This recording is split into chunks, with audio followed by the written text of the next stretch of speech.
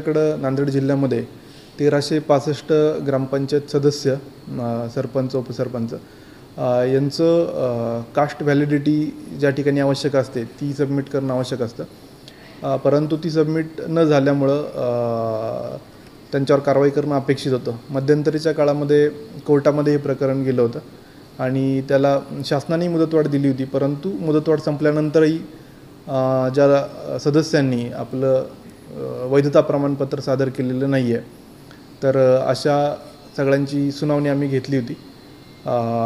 सर्व सुनावणी कारण संख्या मोठी असल्यामुळं एक मोठ्या प्रमाणावरती सुनावणी आपल्याकडे झालेली होती आणि मग ते क्लोज फॉर ऑर्डर करून आम्ही त्याबद्दल एक कारवाई केलेली आहे।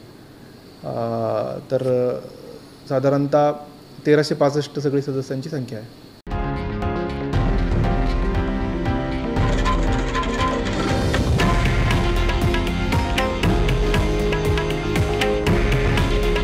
हे आहे देशातील नंबर 1 न्यूज नेटवर्क आणि आपण पाहत आहात TV9 मराठी। काळजी तुमची, हित महाराष्ट्राचं।